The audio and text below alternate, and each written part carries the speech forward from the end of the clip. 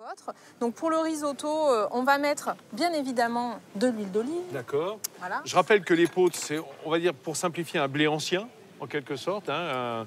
Vous, ça vous parle évidemment, parce que c'est vraiment un produit du pays, hein, André. Oui, oui. Il y a une identité géographique protégée pour ça. Et alors, une IGP. C'est ça. Donc c'est la base du risotto, c'est de commencer par l'échalote et l'oignon.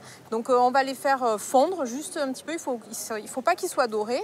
Après on va rajouter des carottes qu'on va tailler en fines brunoises. Il faut qu'elles soient toutes petites. Brunoise, c'est des petits dés. Hein. Un petit peu de céleri, voilà, Ouais. ça va donner un petit peu de goût aussi à l'épeautre. Ah, puis ça, c'est la base. Hein. C'est ce qu'on appelle une mirepoix, c'est-à-dire céleri, carottes, oignons en brunoise. C'est ça. Hein, c'est vraiment la garniture aromatique de base pour ce genre de préparation. Donc ça, on va le rajouter à l'oignon et on va faire suer pendant quelques Vous avez le minutes. vocabulaire, Alexandra. Vous me disiez, vous n'êtes pas pro, mais quand on dit on fait suer, on fait suer. Ah ben on fait suer. Parce que moi, quand je fais suer à l'antenne, c'est autre chose. Hein, je peux vous dire. Donc voilà, là, ça sue. Et maintenant, on va rajouter le petit épeautre. Alors, on en met à peu près 250 grammes pour 4-5 personnes. Hein. Et on va, pareil, on va bien remuer pour que l'huile d'olive, les oignons, les carottes, le céleri et le petit épeautre, tout ça se mélange bien. Il faut que l'huile d'olive de Nyons, bien sûr, imbibe bien le petit épeautre. Et ensuite, on va rajouter un petit peu de vin blanc, des baronnies, bien sûr. Donc là, voilà, on va laisser un petit peu imbiber l'épeautre.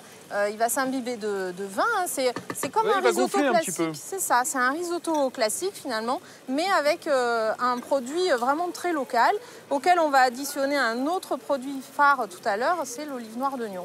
Ah, on va pas manquer ça. Non. Alexandra, elle est imprégnée de son olive noire d'oignon. C'est son produit chouchou. Il est asséché depuis tout à l'heure.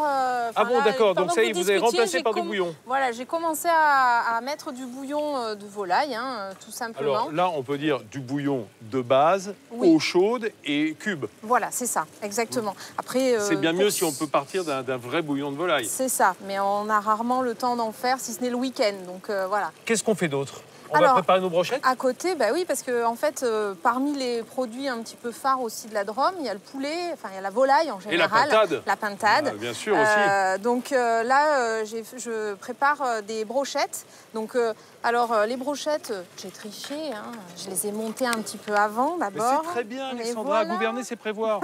On le sait tous les jours. Donc on va couper effectivement des morceaux pas trop gros, hein, pour que ça cuise assez rapidement. Oui. Et pourquoi j'ai fait des brochettes aujourd'hui, c'est parce que je vais faire une marinade à l'huile d'olive de Nyons. Donc la marinade, elle est toute simple. Hein.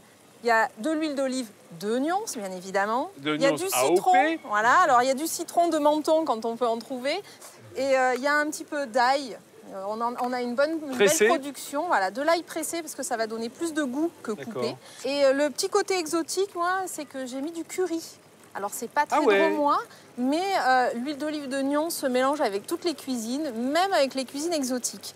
Donc cette marinade, on va bien la mettre sur les brochettes. Oui. Et donc ça va blanchir un petit peu et l'huile d'olive va vraiment imbiber pour que la viande soit très tendre. Donc on va faire mariner pendant une demi-heure à peu près. Ça suffit? Ça suffit, une demi-heure. 1 heure si on veut vraiment que ça prenne le goût. Et ensuite on fera cuire soit au barbecue, soit à la poêle. Alors aujourd'hui ce sera à la poêle. Et on va préparer une sauce pour l'accompagner avec des tomates, du curry aussi, du piment d'Espelette et bien évidemment de l'huile d'olive. On mixe le tout et ça va accompagner le poulet. C'est notre ketchup, mais plus local.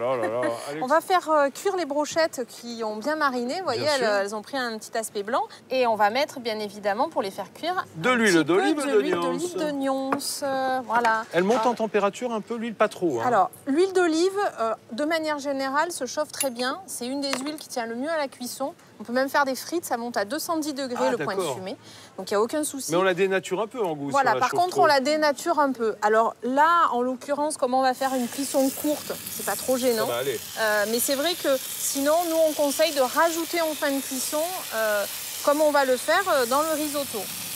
Donc ensuite, pour finaliser le risotto, on va dénoyauter les olives de Nyons. Avec le dénoyauteur. Avec le dénoyauteur magique. Autrement, un petit couteau et puis on ouvre en deux. Voilà, hein, c'est pas un souci. Et donc, on va rajouter nos olives. Alors, j'en avais préparé un petit peu plus à l'avance parce qu'il faut en mettre un petit peu quand même. Alors, il faut que ça ait le goût. Hein. Et voilà, c'est ça. Alors, ce qu'il y a de bien avec les olives d'oignon, c'est qu'elles ont bien du goût.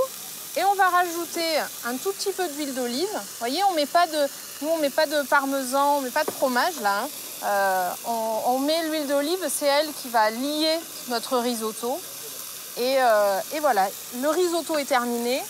Les brochettes sont presque cuites. Vous allez bientôt pouvoir déguster et j'espère apprécier ces bons produits du terroir. Amis, on a fait un risotto. Enfin, Alexandra Paris a fait un risotto d'épeautre, hein, ce blé ancien que l'on trouve dans la région, qui lui aussi est protégé par une IGP, comme nous le disait André Buchère tout à l'heure, avec des olives noires. On va lui faire goûter. Il va goûter le risotto d'épeautre parce qu'il produit de l'épeautre, André Buchère. Tenez, vous avez une fourchette, André. Vous pouvez donner votre... Ah non, vous n'avez même pas besoin de donner votre micro si c'est pour goûter le risotto d'épeautre. On l'a cuit comme un risotto. Hein. On l'a fait revenir dans l'huile d'olive avec des oignons et échalotes. Et puis ensuite, on a mouillé au bouillon. Après avoir mis un peu de vin blanc du coin. Alors, André, c'est bon.